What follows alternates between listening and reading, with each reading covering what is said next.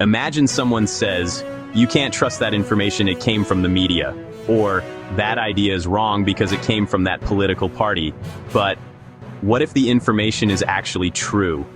Today we're talking about the genetic fallacy and why where something comes from does not determine whether it's true or false. The genetic fallacy happens when someone judges a claim based on its origin instead of evaluating the claim itself.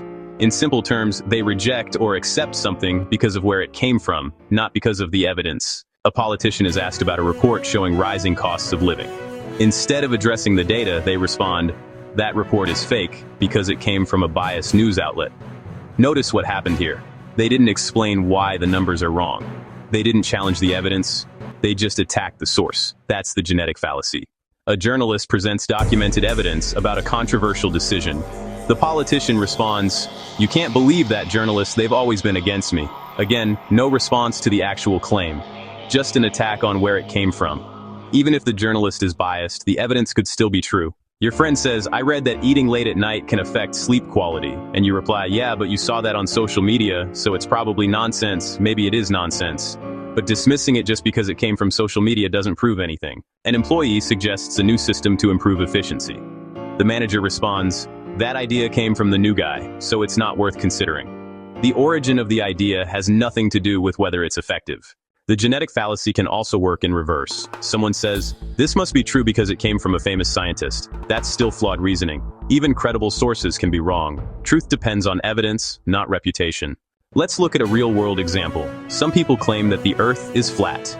Now, many people respond by saying things like, "That's ridiculous. Only crazy people believe that." Or, "You can ignore them completely." But that response doesn't actually address the claim. It just dismisses the people making it. And that shifts the focus away from the claim, which is exactly what the genetic fallacy does. A better approach is to focus on the evidence. Instead of attacking the source, we ask, what does the data show? For example, we can look at satellite imagery, GPS systems that rely on a spherical Earth, or how airplanes navigate long distances. These all consistently support the idea that the Earth is round. So instead of saying, "Flat Earth is wrong because of who believes it," we say, "Flat Earth is wrong because the evidence doesn't support it." That difference matters. If you want to actually persuade someone, you don't dismiss them, you engage with the claim and respond with clear, verifiable evidence. The genetic fallacy prevents us from thinking critically. It shuts down discussion before we even look at the facts. Instead of asking, "Is this true?" we ask, "Where did this come from?" To avoid the genetic fallacy, focus on the claim itself.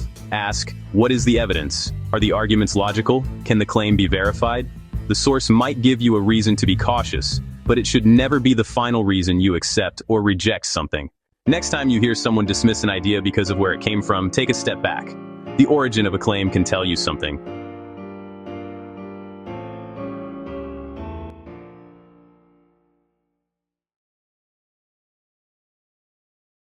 Hey, thanks for watching. If you enjoyed this, go ahead and subscribe for more clear thinking. New episodes daily where we break down fallacies and build up logic. So yeah, don't forget to hit that subscribe button.